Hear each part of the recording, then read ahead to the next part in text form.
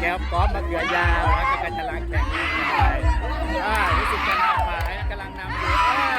เอาลูกมะนาวไปลงดูนะครับ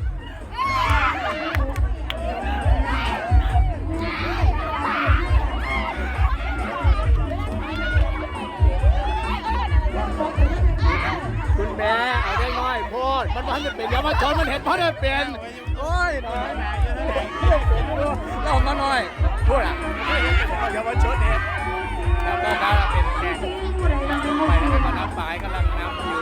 นี่มามันเป็นกติกาว่าเอามือจัดสายน่ะคิดว่าน่ะผู้หญิงคนนั้นจับมือจัดสายแล้วพอเปิดประกาศเปิดประกาศเดี๋ยวคุณนะ